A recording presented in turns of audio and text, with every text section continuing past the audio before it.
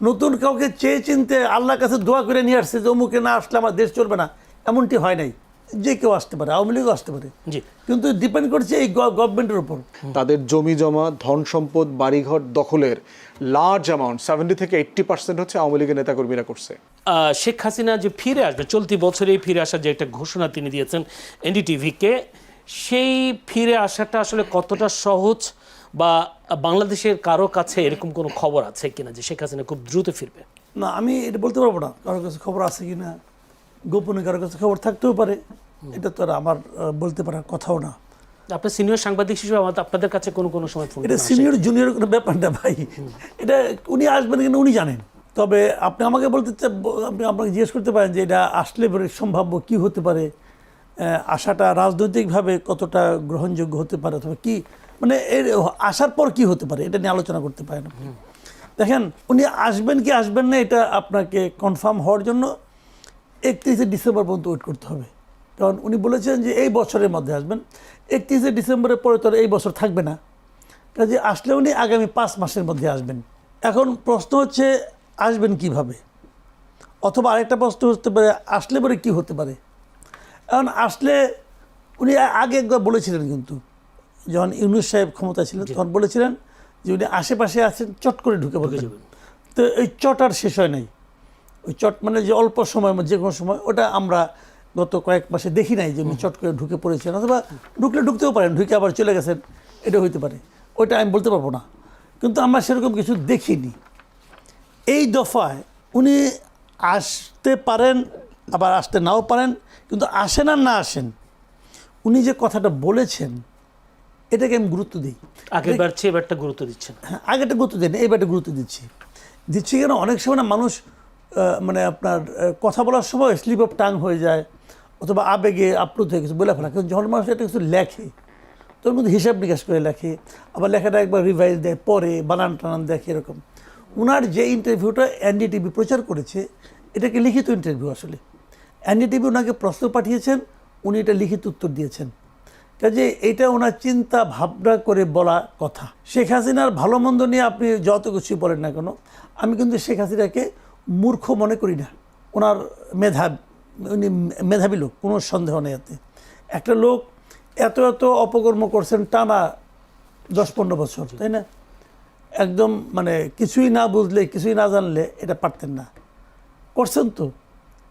জনবিক্ষোভ না হলে, মানে সর্বাত্মক মানে মানুষের বিক্ষোভ না হলে আমাদের দেশের যে পলিটিক্যাল পার্টি, এক্সিস্টিং যে পলিটিক্যাল পার্টিগুলি ছিল, এই পলিটিক্যাল পার্টির তো ওনাকে নামার অনেক চেষ্টা করছে, পারে নাই তো রে ভাই, শেষ পর্যন্ত পাবলিকের নামাইছে যায়নি, তাই না?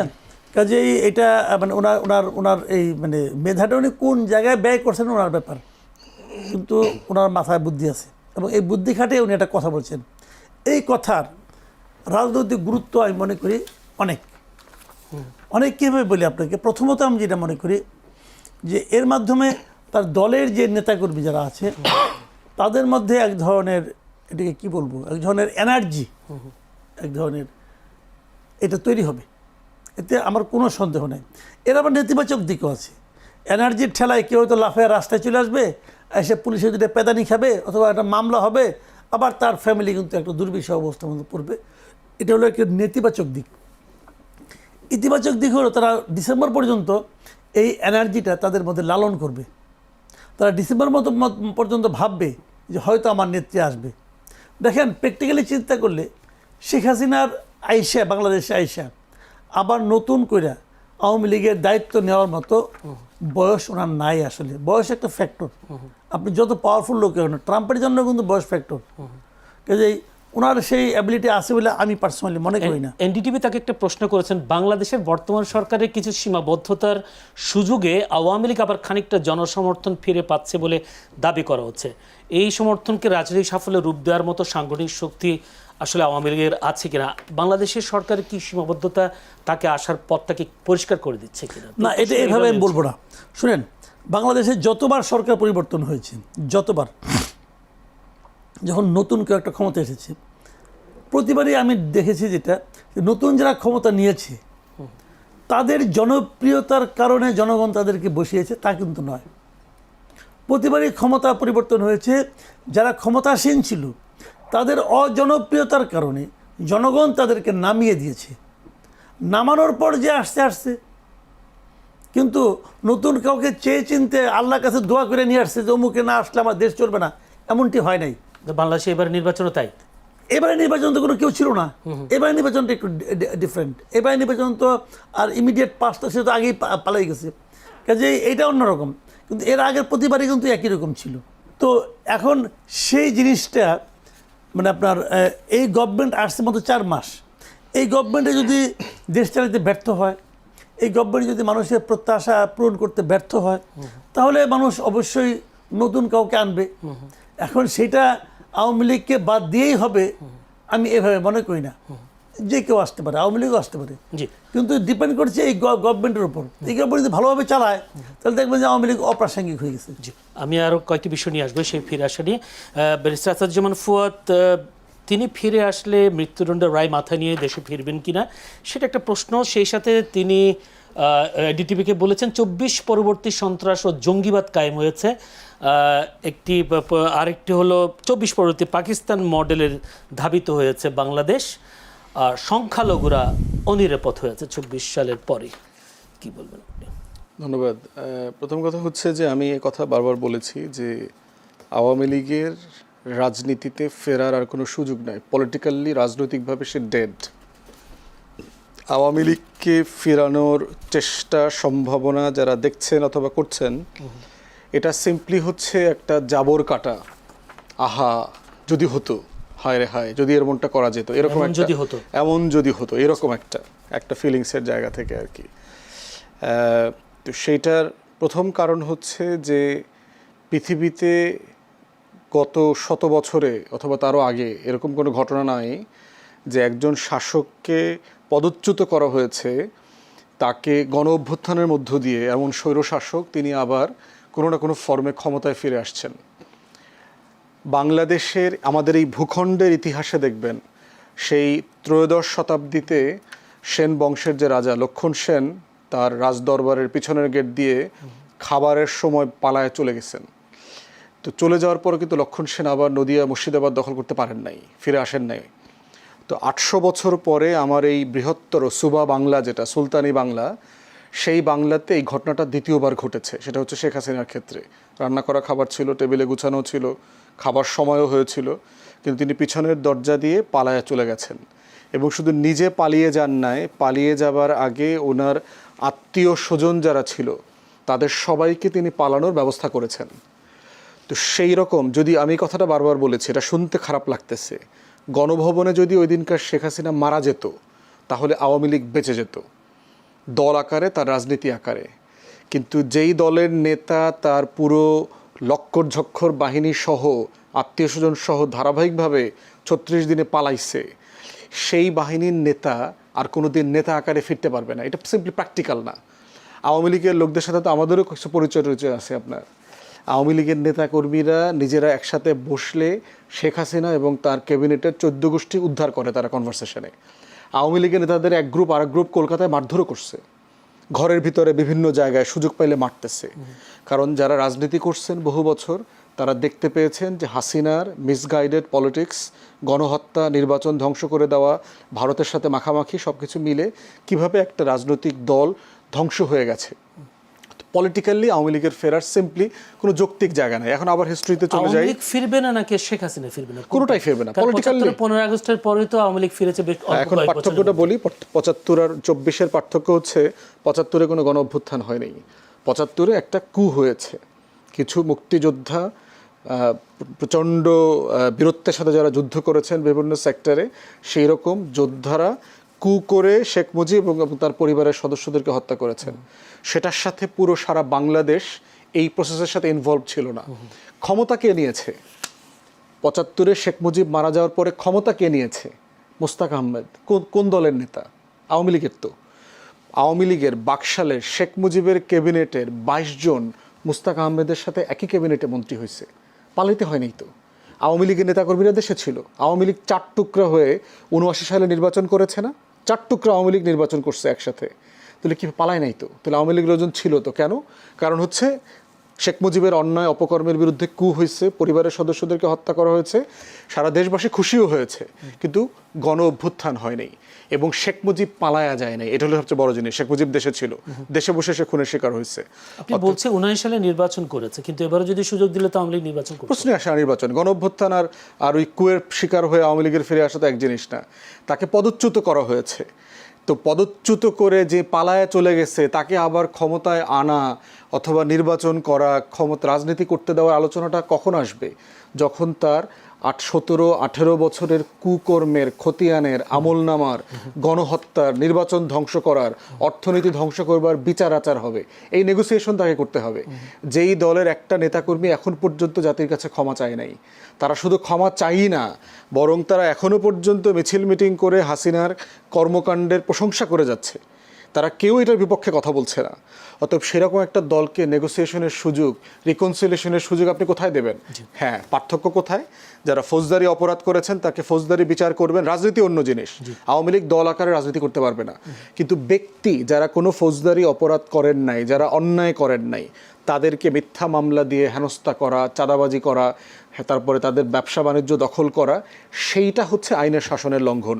ওই সীমাটা আমাদেরকে মেনে চলতে হবে। সেক্ষেত্রে আমি যেটা প্রশ্ন করেছিলাম যে 24 পরবর্তী পাকিস্তান মডেলের দিকে ধাবিত হচ্ছে দেশ, 24 পরবর্তী সন্ত্রাস ও জঙ্গিবাদ কায়েম হয়েছে, সংখ্যালঘুরা অনিরাপদ, এই তিনটা অভিযোগ তিনি করেছেন। প্রথম কথা, সংখ্যালঘুর ব্যবসা দেখেন, বাংলাদেশে সংখ্যালঘু নিরাপত্তাহীনতা এটা একটা দিল্লির বয়ানের পলিটিক্স, যেটা আওয়ামী লীগ কন্টিনিউ করে যাচ্ছে।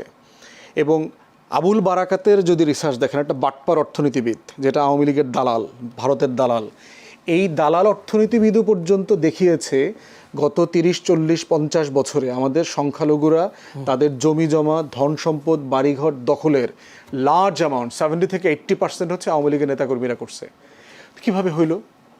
আওয়ামী লীগের সময় আপনার মনে আছে, প্রিয়া শাহ নামে এক হিন্দু মহিলা ট্রাম্পের কাছে গিয়ে বিচার দিছে না, যে বাংলাদেশের 3-4 কোটি হিন্দু এখানে অনিরাপদ। তো এটা কার আমলে করছে? কার আমলে? এই যে গত হাজার হাজার হিন্দুরা দেশ ছেড়ে চলে গেছে, বাংলাদেশের 56 বছরের ইতিহাসে সবচেয়ে বেশি সময় ধরে ক্ষমতায় ছিল কারা? দিল্লির ব্লেসিং পাওয়া সরকার, আওয়ামী লীগ এবং জাতীয় পার্টি, প্রায় 30-35 বছর, 35-36 বছর। তাহলে এই পুরো সময়ে যদি হিন্দুদের সংখ্যা কমে যায়, অনিরাপদ হয়, চলে যায়, কার আমলে হয়েছে? তাদের আমলিত হয়েছে। প্রশাসনে দেখেন, সাবেক যে ডক্টর মোমেন যে ছিল আওয়ামী লীগের ফরেন মিনিস্টার, সে বলেছে না, প্রশাসনে 22 থেকে 26% পর্যন্ত হিন্দু জনগোষ্ঠী আছে। কিভাবে সম্ভব? তাদের জনগোষ্ঠী হচ্ছে 8-9%। তাহলে সিভিল সার্ভিসে তারা কিভাবে এই পরিমাণ সংখ্যায় যায়? এটা কি বৈষম্যের এক্সাম্পল? তাহলে এই বাস্তবতায় দেখতে হবে যে সত্যতা কতটুকু, আর হচ্ছে এর ভিতরে পলিটিক্স কতটুকু। পাকিস্তান মডেলের বিষয় হলো, দেখেন, দিল্লি আওয়ামী লীগকে দিয়ে একটা ফরেন পলিসি আমাদের এখানে এস্টাবলিশ করিয়েছে যে দিল্লির চোখ দিয়ে আমার ফরেন পলিসি ঠিক করতে হবে।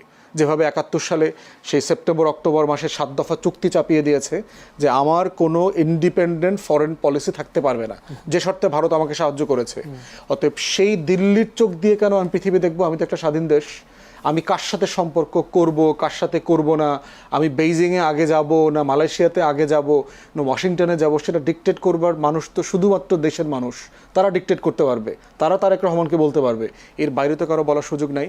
অতএব বাংলাদেশের সভরেন্টির কোয়েশ্চেনে, নিরাপত্তার প্রশ্নে চায়না, তুরস্ক, পাকিস্তান সবার সাহায্য লাগবে। কারণ আমরা একটা হস্টাইল বর্ডারে বাস করছি, যে আমার রাষ্ট্রের অখণ্ডতায় বিশ্বাস করে না, যে এই রাষ্ট্রটাকে স্বাধীন মনে করে না, তার 2 টাকার অ্যাম্বাসেডার ঢোকার পথে আইসব আমার সভরেন্টি নিয়ে কোশ্চেন করতেছে। তার ওই পারে বিজেপির যে ক্লাউন পলিটিশিয়ানরা আছে, কিছু মূর্খ 3য় শ্রেণীর 3rd গ্রেডেড পলিটিশিয়ান, তারা বলে বাংলাদেশকে তার অঙ্গ, তাদের শরীরের অংশের মতো মনে হয়, মানে ভারত মাতার অঙ্গ তারা মনে করে।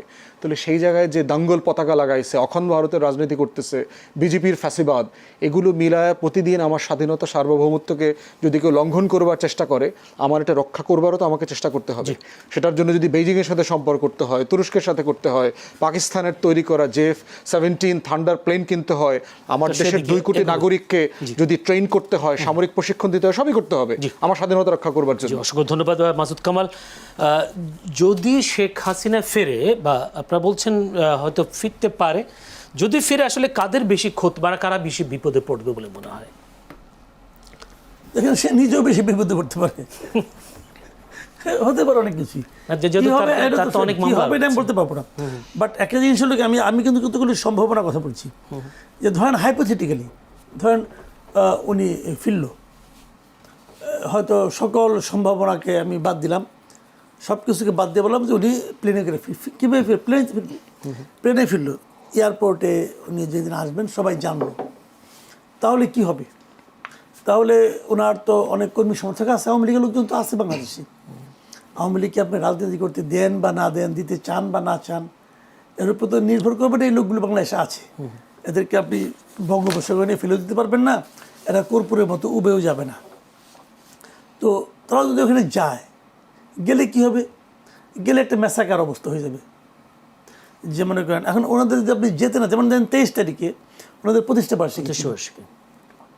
কই অনলাইনে কে দিন কী বলছিল, প্রতিষ্ঠা বার্ষিকী পালন করো, কী পালন করবো তাও বলে নেই কিছু। তাতেই দেখেন গভর্নমেন্ট 6 জেলায় আর্মি নামাই দিছে, বিজেপিও নামাজ। বিজেপিও নামাইছে। যে এখন তার মানে কী হয়েছে, পুলিশের উপর গভর্নমেন্ট নির্ভর করতে পারে নাই। তো এটা তো আমি মনে করি যে এক ধরনের ভীতি, এবং এই ভীতিটা একদম অমূলক ভীতি, সেটা আমি হয়তো ভাবতে পারি, কিন্তু গভর্নমেন্ট তো ভাবে নাই। গভর্নমেন্ট তো নামাইছে, এখন নামে গভর্নমেন্ট কিন্তু তার শক্তিমত, তার পরিচয় দিচ্ছে, তারা এতটুকু ভয় পাইছে। এখন যদি শেখ হাসিনা চলে আসে, তাহলে গভর্নমেন্ট কী করবে? গভর্নমেন্ট তো বলতে ঠিক আছে, ওখানে কেউ যাইতেই পারবে না, ওখানে 144 অথবা আপনি কারফিউ দিয়ে দিলেন, ধরলাম, সবই ধরলাম। যে তারপর সে আসলো, এখন বলবেন যে না তাহলে এত সে বোকা হবে না, আসবে না। শেখ হাসিনা আপনি হাজার সমালোচনা করেন ভাই, কোনো সমস্যা নাই, কিন্তু সে যে একজন সাহসী মহিলা, এটা কিন্তু আপনি অস্বীকার করতে পারবেন না। তার কিন্তু ভাই সাহস আছে। 1/11 সময় দেখছি আমরা, আমেরিকা চলে গেছে, আমেরিকা থেকে তারা সবাই বলছে আপনি যায়েন না, সে কিন্তু দেশে চলে আসছে। তো এখন সাহস, দুঃসাহস অনেক কিছু হতে পারে।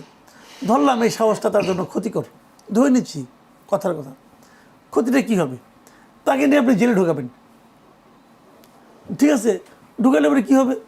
তাহলে ফাঁসি দিয়ে দিবেন, কারণ তার বিরুদ্ধে তো ফাঁসি রায় আছে। অথবা আপিল হবে, আপিলের দিন পর এখনও হবে কিনা আমি জানি না, ডিসেম্বরে আসলে বোধহয় আপিলের মেয়াদ থাকবে কিনা আমি বলতে পারবো না, মনে হয় থাকবে না। তাহলে আপনি তার ফাঁসিতে চড়াই দিলেন, তারপর কী হবে? তারপর কী হবে? তারপরে কিন্তু সহজ কিছু হবে না। তারপরে যেটা হবে সেটার আফটার ইফেক্টে কিন্তু গভর্নমেন্টকে ভাবতে হবে। বাংলাদেশে একটা অস্থিরতা আর কতদিন চলবে ভাই? কাজেই আমি জানি না উনি কেন এগুলি বলেন, কেন বলেন না, অথবা সরকার কীভাবে হ্যান্ডেল করবে, আমি এগুলি বলতে পারবো না। কিন্তু একটা জিনিস হলো কি জানেন, আমি নিজে সবসময় মনে করি যে দেশে অস্থিরতা বেশি দিন থাকা ঠিক না। দেশটাকে আপনি দেশটাকে যদি গড়তে চান, সামনের দিকে নিতে চান, দেশটাকে দয়া করে বিভক্ত করেন না। ফুয়াদ ভাই এখানে আছেন, উনি ওনার পলিটিক্যাল পার্টি ওনার একটা আছে, ওনাদেরও একটা ভয়েস আছে। কিন্তু আমি সকল পলিটিক্যাল পার্টিকে বলি যে আপনারা বিভক্তি রাজনীতি আর করেন না। যে খারাপ, সে সমাজে খারাপভাবে চলবে, লোককে তাকে খারাপ বলবে, তাকে লোকে ভোট দেবে না। কিন্তু সবাইকে নিয়ে চলার চেষ্টা করেন। ওই তুমি বাদ, তুমি এই দেশে নাগরিকই না, যাও, তুমি কোনো কথা বলতে পারবে না। এই যে প্রবণতাটা, এই প্রবণতাটা না আলটিমেটলি দেশের জন্য লং রানে কোনো উপকার আসবে না, এটা আমি নিজে পার্সোনালি বিশ্বাস করি। আর ফুয়াদ ভাই যে কথাটা বললো যে আওয়ামী লীগ মানে যে দলটাকে দেশ থেকে একবার পালাইয়া যেতে হয়, তারা আর ব্যাক করতে পারে না, এটা হয়তো অনেক জায়গায় আছে, আবার অনেক জায়গায় নাইও। কিন্তু কি আছে কি নাই তার উপর আগামীকালকেও হবে, এটাও ঠিক না। আবার বৃষ্টির দিনে বজ্রপাত হয়, শুক্রবার সময় বজ্রপাত হয়, হতেই পারে।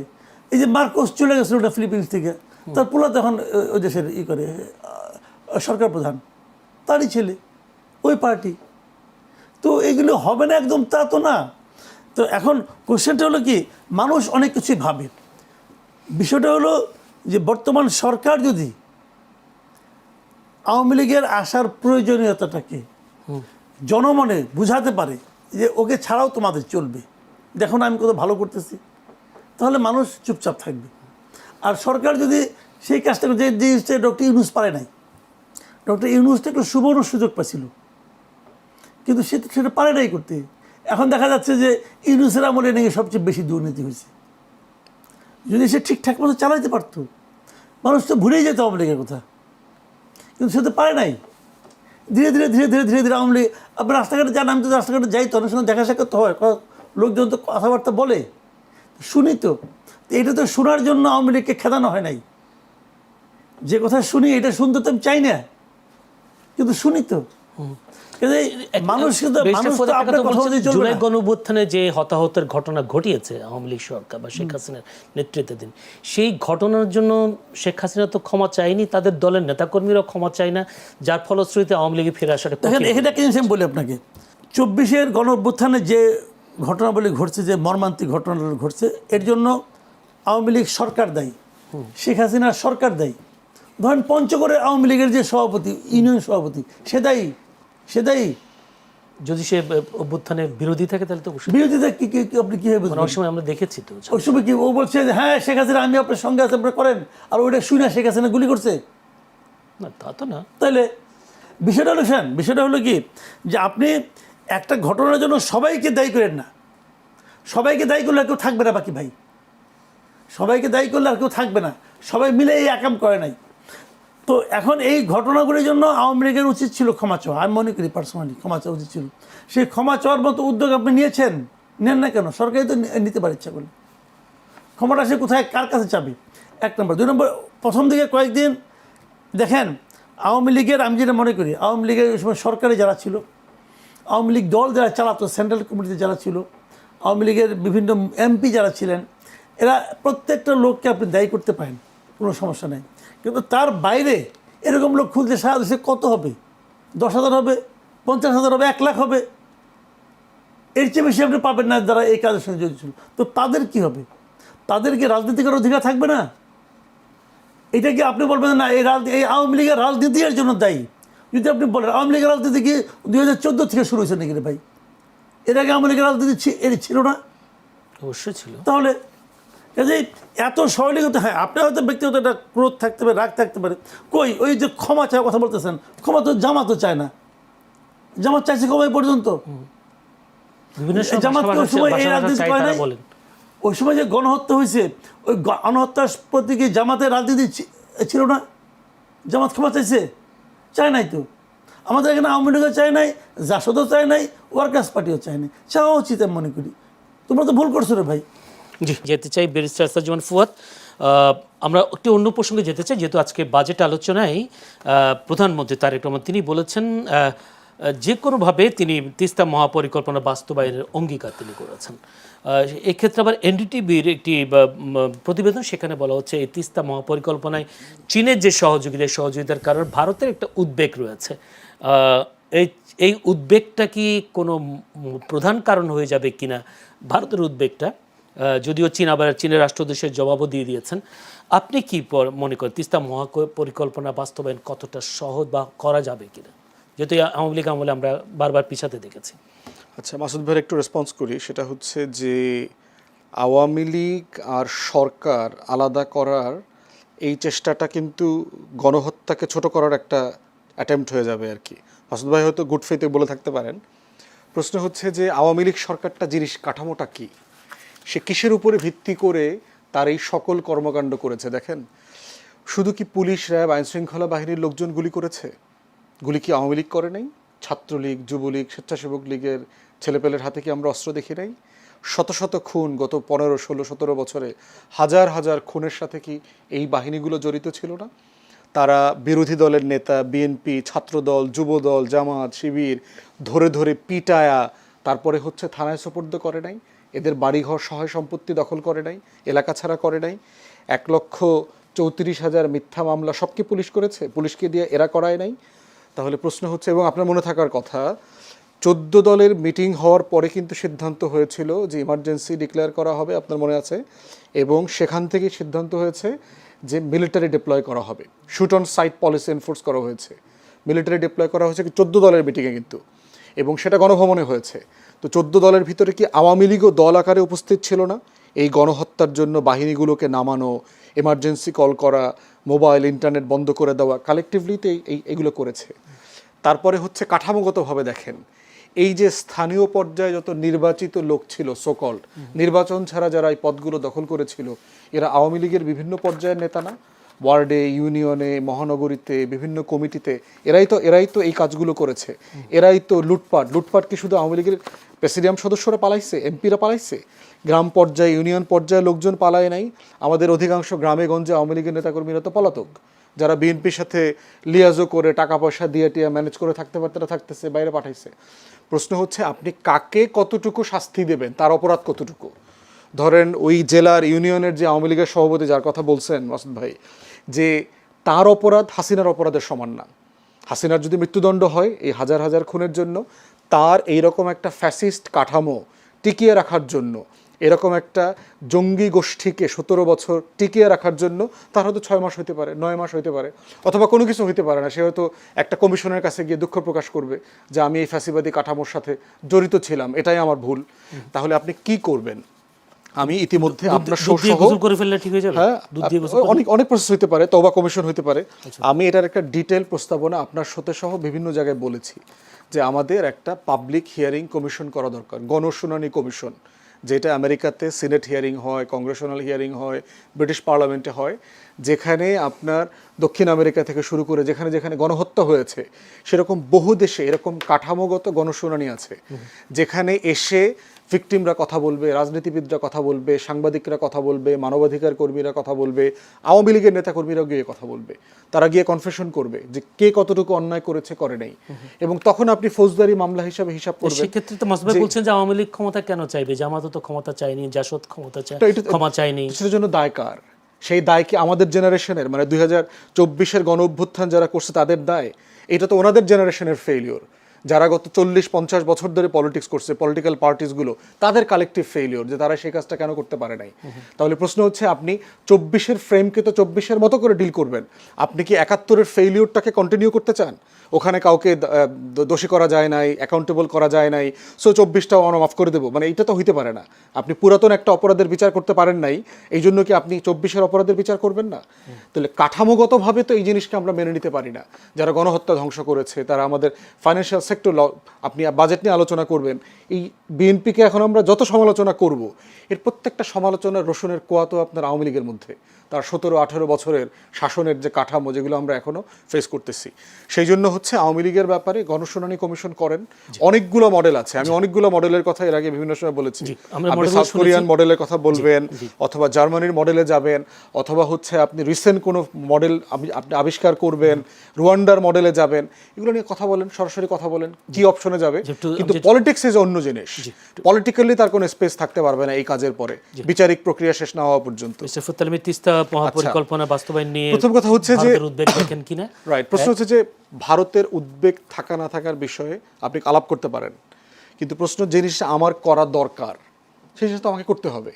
আমি ধরেন যদি বেশি পেঁয়াজের চাষ করে আমি ইন্ডিপেন্ডেন্ট হয়ে যাই, আমার আর পেঁয়াজ ভারত থেকে আমদানি করার না লাগে, এই প্রশ্নটা কি ভারতের উদ্বেগের সাথে সংশ্লিষ্ট, অথবা আমার কিছু যায় আসে কিনা?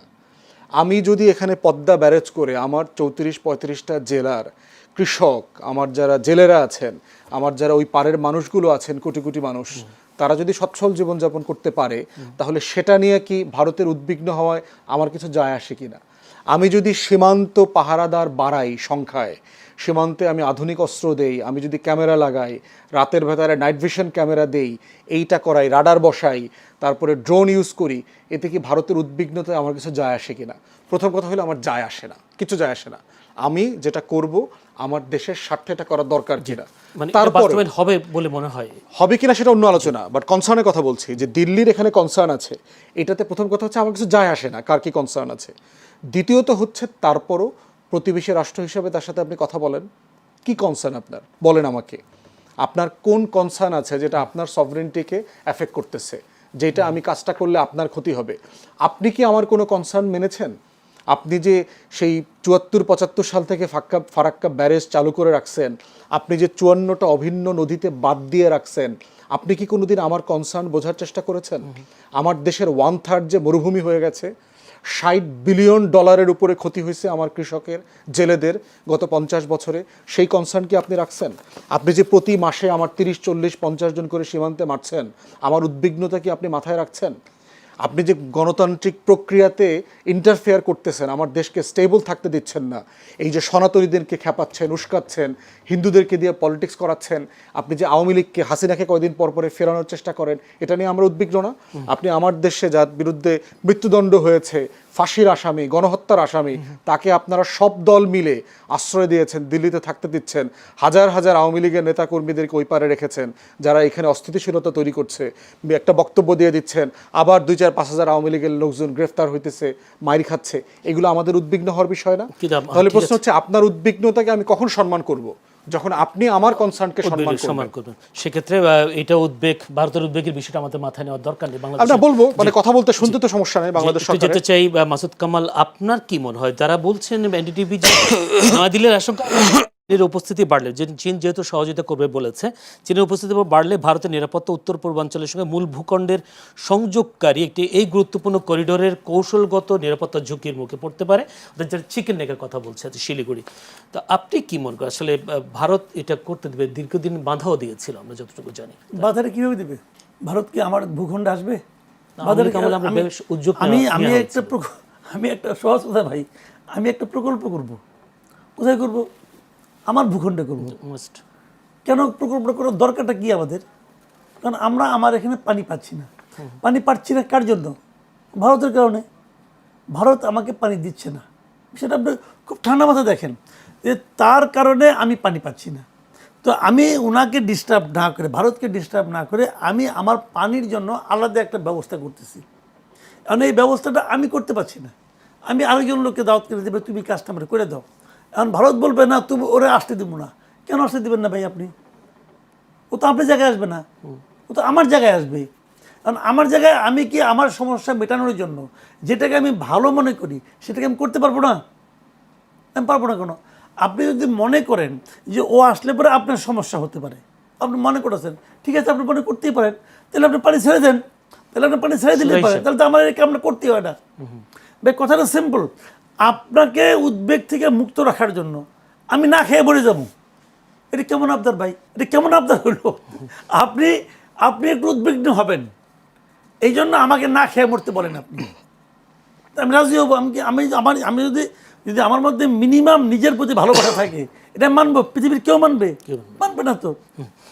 ওনারা ওনাদের কথা বলবে, আমরা আমাদের কাজ করে যাবো। হ্যাঁ, সেই সাথে নতুন একটি বিষয়টা সামনে এসেছে সম্প্রতি, নো আর্জেন্টিনা, নো ব্রাজিল, লা ইলাহা ইল্লাল্লাহ, এরকম স্লোগান দিয়ে একটা মিছিলের ভিডিও সামাজিক যোগাযোগ মাধ্যমে ছড়িয়ে পড়েছে।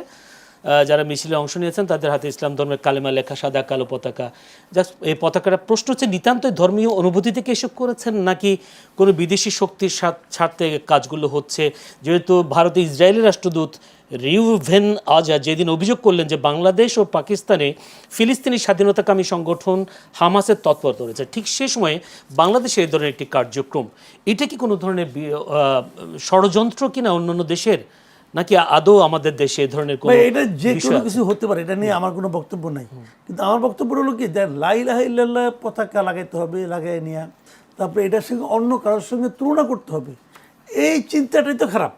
লা ইলাহা ইল্লাল্লাহ কথাটা আমি যে কারণে বলি, এটা আমি যে কারণে বলি, এই পতাকাটা আমি যে কারণে উড়াবো, তার সঙ্গে কি ব্রাজিল আর্জেন্টিনা পতাকার সঙ্গে কি কোনো রকম বিরোধ তৈরি করে? এটা দুটো কি একই লাইনে আলাপ হলো? এক লাইনে আলাপ হলো না তোরে ভাই। তো এখন এইটার সঙ্গে মিলানোর দরকারটা কি? এটা যারা মেলা আনে এভাবে, দেখেন সব খালি নো ব্রাজিল, নো আর্জেন্টিনা বলার দরকার নেই তো ভাই। লা ইলাহা ইল্লাল্লাহ, এই যে পতাকাটা, এই যে কালেমাটা, এটার সঙ্গে তো কোনোটারই কোনো তুলনা হয় না। আপনার সারা জীবনের কোনো চিন্তার সঙ্গেই, কোনো কিছুর সঙ্গে এটা তুলনীয় নয়। যেটা তুলনীয় নয় সেটাকে সে তুলনায় আনতেছে কেন? এটা কেমন যে ব্রাজিল আর্জেন্টিনার পতাকা উড়াইলে পরে ওই কালেমাটা আমার মন থেকে চলে যাবে?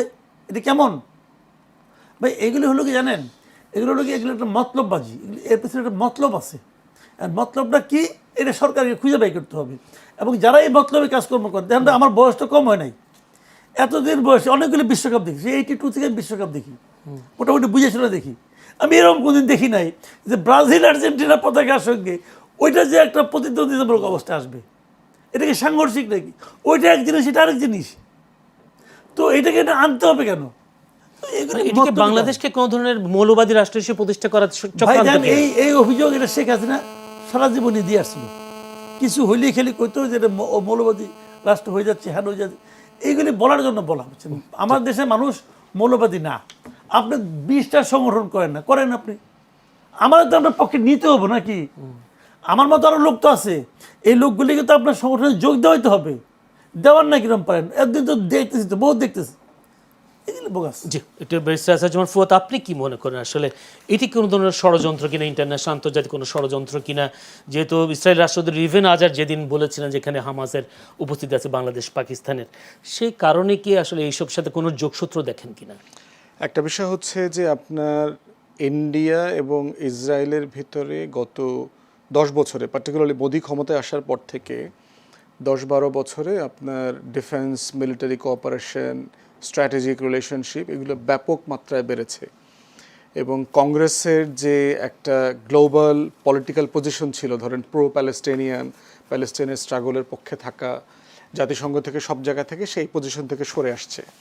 এবং ইন্ডিয়া ইসরায়েল মিলে কিন্তু এইবার সাইপ্রাসের ক্যান্ডিডেটের জন্য কাজ করেছে।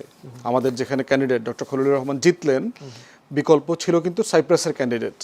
এবং আপনার মনে থাকার কথা যে সাইপ্রাসের ক্যান্ডিডেটের জন্য সাইপ্রাসের প্রাইম মিনিস্টার ইন্ডিয়াতে আসছেন নির্বাচনের আগে, ওই ভোটের আগে। আবার মোদি তার কয়েকদিন আগে সাইপ্রাসে গিয়েছিল এবং সাইপ্রাসকে হলো সেকেন্ড ইসরায়েল বলে। জায়নিস্টদের, মানে ওই ইসরায়েলি মিডিয়াতে যখন কার্টুন করে যে যুদ্ধে হেরে গেলে নেতানিয়াহু পালাবে কোথায়, তখন বলা হয় যে এটা সাইপ্রাসে পালাবে, সে তার পালানোর ওখানে জায়গা আছে।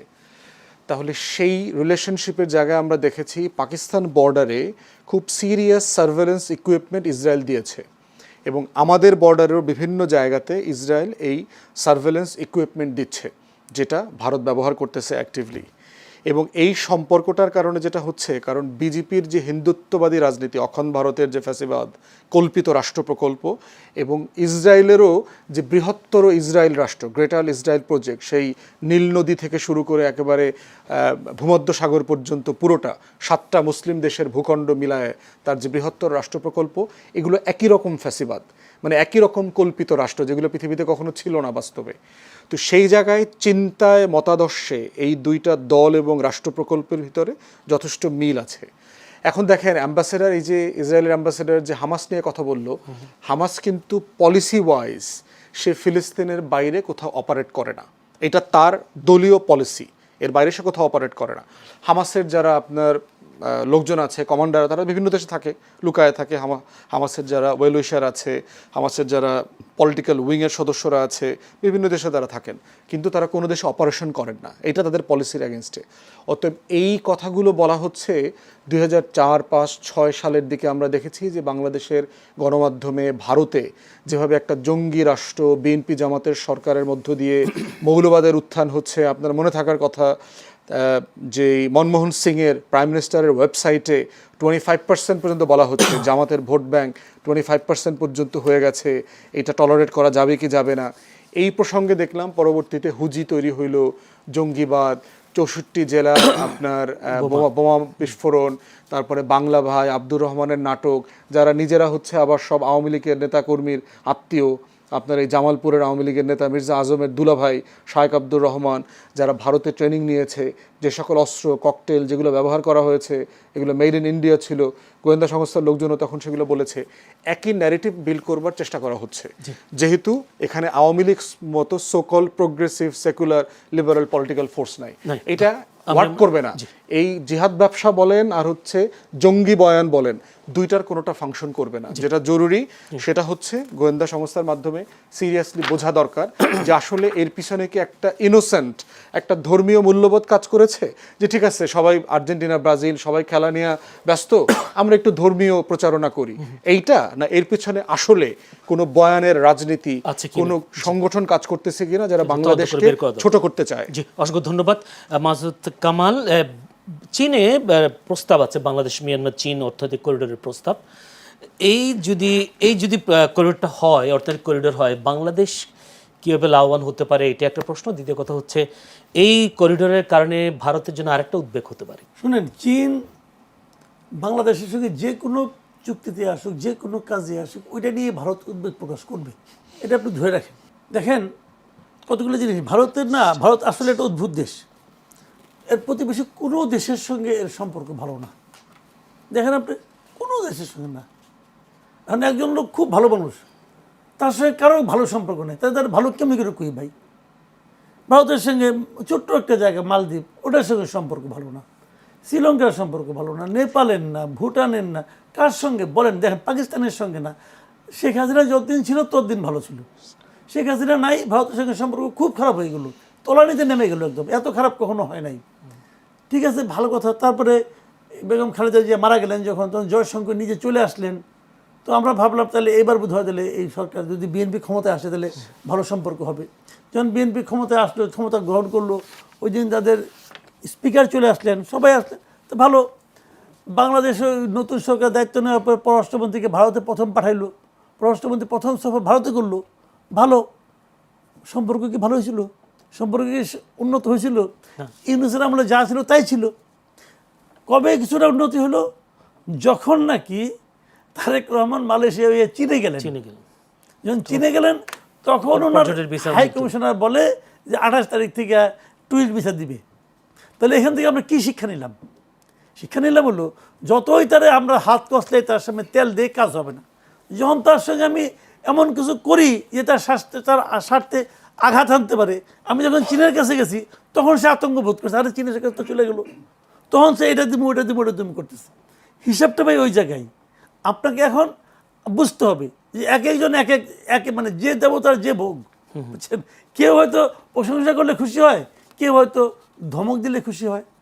এখন এটা আমাদের সরকার যদি বুঝে সে অনুযায়ী কাজ করবে। সেক্ষেত্রে বাংলাদেশ মিয়ানমার চীন করিডোরটা করা কতটা, এই জিনিসটা আমি বলি, এই জিনিসটা আমি এটা মানে আসলে এটা যদিও চীনের খুব আগ্রহ এই ব্যাপারে, এখানে আমাদের কী লাভ আমি বলতে পারবো না। হয়তো আমরা চীন থেকে প্রচুর কিছু ইম্পোর্ট করি, হয়তো এখানে আমাদের কিছু সুবিধা হতেও পারে, স্ট্র্যাটেজিক্যালি মানে ভূরাজনৈতিক হবে কী হবে জানি না। কিন্তু একটা কথা আমি বলি আপনাকে, এখানে দেখেন এই যে মিয়ানমারের সঙ্গে আমাদের সম্পর্ক নিয়ে আমরা বলছি চীন যেন এখানে মধ্যস্থতা করে এবং আমাদের রোহিঙ্গা নিয়ে যাওয়ার ব্যাপারে, এইগুলি আসলে অর্থহীন এই কারণে, যদিও জানি যে মিয়ানমারের উপর চীনের অনেক প্রভাব, কিন্তু প্রবলেমটা হলো কি, এখন কিন্তু আমি রোহিঙ্গাদের ওখানে পাঠাতে পারবো না। রোহিঙ্গাদের যেখান থেকে যাবো ওটা তো আরাকানের দখলে চলে আসছে। আরাকান আর্মির সঙ্গে তো আমরা কীভাবে আলোচনা করবো? তখন আপনি যদি এই রোডটাও করেন, যে প্রস্তাবিত রোডটা, এটার জন্য তো আরাকান দিয়ে আপনাকে করতে হবে। আমাদের সঙ্গে তো সীমান্ত তো আরাকানের। যদি 2 দিন পরে আরাকান একটা স্বাধীন রাষ্ট্র হয়ে যায় তখন তো আরাকান ভাই বিষয়টা এখানে। কিন্তু আরাকানকে যদিও আবার আরাকানকেও চীনরাই কিন্তু হেল্প করতেছে। চীন তো একটা অদ্ভুত টাইপের ক্যারেক্টার, তো সে এরেও দেয় ওরেও দেয়, তোমরা লাগো, যে জিতবে সে আমার, আমি অস্ত্র বিক্রি করবো। হ্যাঁ, তো এখন ওইখানে তো দুই দিকে আছে। তারপরেও চীনও তো আর অফিসিয়ালি আরাকানের কথা বলতে পারবে না।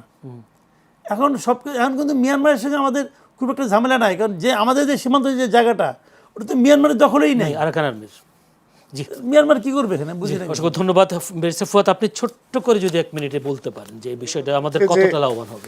দেখেন, এই আলোচনাগুলো কিন্তু পুরাতন। এশিয়ান হাইওয়ে নেটওয়ার্কের ব্যাপারে আমার মনে আছে যে আমরা ছোটবেলা থেকে আলোচনাগুলো শুনেছি, এবং সেই আলোচনাতে কিন্তু ইন্ডিয়া, চায়না, বার্মা সবাই ছিল, থাইল্যান্ড, আপনার ফিলিপিন, এই পুরো সাউথ ইস্ট এশিয়া মিলায়ে এক নেটওয়ার্ক করা যায় কিনা। কিন্তু ভারতের এবং চীনের সম্পর্কের বৈরিতা যেটা করেছে, এই কোনো প্রজেক্টই সাকসেসফুল হতে দিচ্ছে না। ভারত দেখেন মানে সার্কটাকে একেবারে প্রতিবন্ধী করে দিয়েছে, ফেল করে দিয়েছে। আমরা আওয়ামী লীগের সময় আসতে শুনি যে মিয়ানমার, ইন্ডিয়া, বাংলাদেশ হয়ে একটা হাইওয়ে হবে। এখন শুনতেছি ইন্ডিয়া বাদ শুধু মিয়ানমার আর চায়না হবে। আপনি যদি কোঅর্ডিনেশন চান, আমরা যদি সবাই মিলে করতে পারি, কিন্তু প্রশ্ন হচ্ছে সেখানে ভারতকে তো আগে ট্রাস্টেবল পার্টনার হিসেবে দেখতে হবে। আমেরিকান এস্টাবলিশমেন্ট ইদানিং মানে খুব অ্যাক্টিভ করে বলতেছে, দেখবেন যে India is no longer a trusted partner. আপনি দেখবেন এখানকার পুরো পলিসি ফ্রেমকে তারা বলতো ইন্ডো প্যাসিফিক, ইন্ডো শব্দটা ফেলে দিয়েছে, তারা প্যাসিফিক কমান্ডে চলে গেছে। এর মানে ভারতের গুরুত্ব কি পরিমাণ কমে গেছে। তারপরে আমেরিকা এবং ইরানের, ইসরায়েলের যে কনফ্লিক্টে পাকিস্তান যে রোল প্লে করেছে ইন্টারন্যাশনালি, সব কিছু মিলায় হচ্ছে এটা সিম্পল ট্রাস্টের ব্যাপার, যেটা ভারতকে আর করা যাচ্ছে না। বাট যদি করা নাও যায় সেক্ষেত্রে আমরা আলাদা করে ট্রানজিট করব। তো সেক্ষেত্রে বার্মার যে ইন্টারনাল প্রবলেম আছে, যেটা মাসুদ ভাই বললেন, সেটা আমাদেরকে বিবেচনায় নিতে হবে।